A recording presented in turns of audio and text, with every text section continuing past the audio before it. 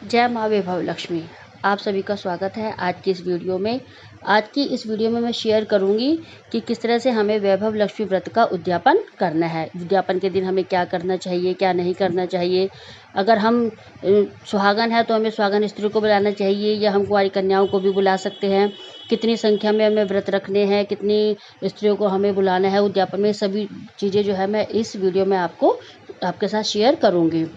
देखिए, जितना ज़रूरी हमारे लिए संकल्प लेकर किसी भी व्रत को करना होता है, उतना ही ज़रूरी होता है उस व्रत का उद्यापन करना। माँ वैभव लक्ष्मी का व्रत बहुत ही चमत्कारी व्रत होता है। अगर कोई इच्छा हमारी पूरी नहीं हो रही हो और हम ये संकल्प करें कि हे माँ, हमारी यह इच्छा पूरी हो और हम संकल्प करके व्रत रखते हैं, तो व्रत रखने के बाद हमें इसका उद्यापन करना भी अनिवार्य हो जाता है।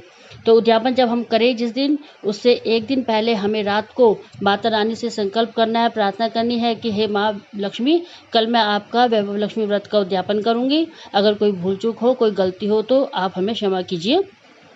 और सारी तैयारियां हमें कर लेनी है। जिन भी स्त्रियों को हमें भोजन कराना है उन्हें हमें बुला लेना है रात को ही।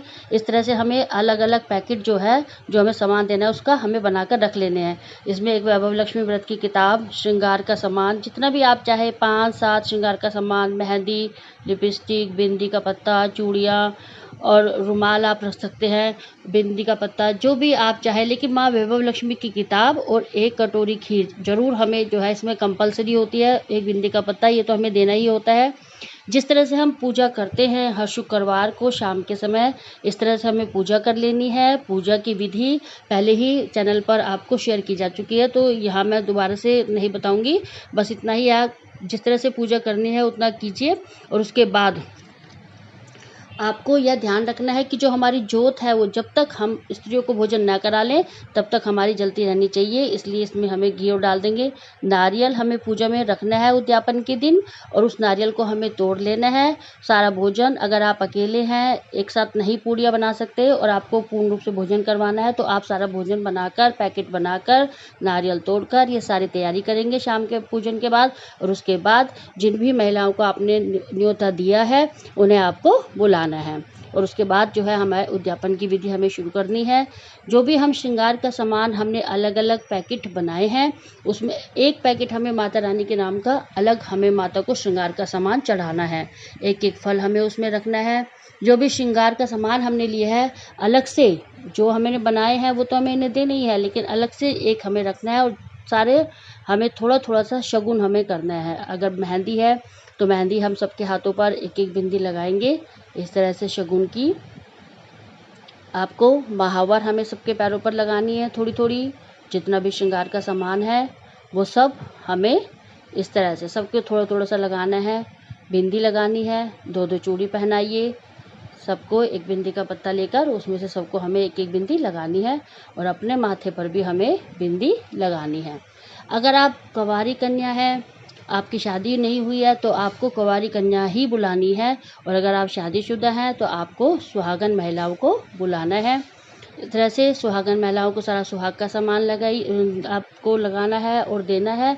और कुंवारी कन्याओं को आप जो भी वो यूज़ करती हैं चीज़, वो आप उन्हें दे सकती हैं। हेयर बैंड हो गया, बालों में लगाने वाली पिन हो गई, चूड़ियाँ भी दे सकती हैं, कड़े भी दे सकती हैं उन कन्याओं को भी आप। जो भी आपको लगे कि कुंवारी कन्याएँ यूज़ करती हैं सामान, उन्हें गिफ्ट में हम दे सकते हैं। लेकिन इसमें उद्यापन में सबसे ज़रूरी होता है नारियल का प्रसाद, एक कटोरी खीर जो हमें चलते हुए सबको देनी है, और एक माँ वैभव लक्ष्मी की किताब और दक्षिणा। ये 4-5 चीज़ तो अनिवार्य हैं, जो जिसके बिना हमारा उद्यापन जो है वो पूर्ण नहीं होता है।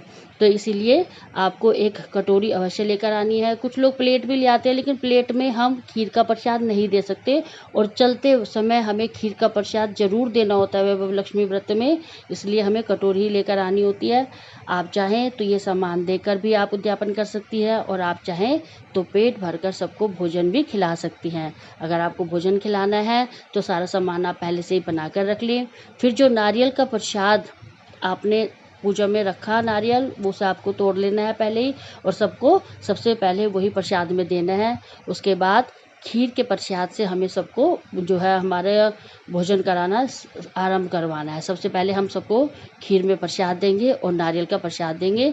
उसके बाद सब माता रानी का जयकारा बोलेंगे और सबको भोजन जो है वो एक साथ प्रारंभ करवाना है और सबको बड़े श्रद्धा से, प्रेम से हमें पेट भर के भोजन जो है वो खिलाना है। जितनी भी आपने 5, 7, 11 जितनी भी आपने महिलाओं को न्योता दिया है, उनको बड़े प्रेम भाव से हम भोजन करवाएंगे। आपकी जो ये माता लक्ष्मी के व्रत बड़े चमत्कारी व्रत होते हैं। सभी की मनोवांछित जो इच्छा होती है वो ज़रूर पूरी होती है और वृद्धापन भी हमें उतनी ही श्रद्धा के साथ करना होता है। सबको भोजन कराने के बाद आपको सारी जो प्लेट्स हैं वो अपने आप ही इकट्ठी करनी है, रखनी है। एक बड़े कटोरे में हमें पानी लेकर सबके हाथ धुलवाने हैं। भोजन करने के पश्चात हाथ ज़रूर धुलवाने हैं सबके। जब सब हाथ धो लें तो आपको जो आपने पैकेट बनाए हैं श्रृंगार के सामान का, वैभव लक्ष्मी व्रत की किताब जो भी है, इसी में ही फल एक आपको ज़रूर देना है। एक केला दे सकती हैं, जो भी आप चाहें ऋतु फल वो आपको इसमें देना है, वो आपको सबको इनको देना है। इनके हम जो है पल्ले में हमें देते हैं। इस तरह से कोई भी अगर सुहागन महिलाएं होती है और कोई भी हम उन्हें सुहाग का सामान दे तो हमें इस तरह से ही अपने साड़ी के पल्लू से लेना होता है, तो देना है। भोजन कराने के पश्चात हमें सबको दक्षिणा अवश्य देनी है, क्योंकि दक्षिणा से अगर पूजा विधि में, उद्यापन की विधि में कोई भूल चूक हो गई हो, किसी चीज़ की कमी रह गई हो तो वो हमारी पूर्ण हो जाती है वो दक्षिणा देने से। इसलिए जितना भी आपका मतलब श्रद्धा हो, जितने आप दक्षिणा दे सकें, 10 रुपये, 20, जितने भी आप चाहें, 50, 100, उतनी आपको जो है वो दक्षिणा सब महिलाओं को भोजन करने के पश्चात आपको ज़रूर देनी है। और अगर कन्याएं आपने बुलाई हैं तो उन्हें भी आपको ज़रूर दक्षिणा देनी है। और किताब माता रानी की और फल और एक सामान कोई भी उन्हें चूड़ी वगैरह आप दे सकती हैं कुंवारी कन्याओं को, या जो भी आप गिफ्ट देना चाहें।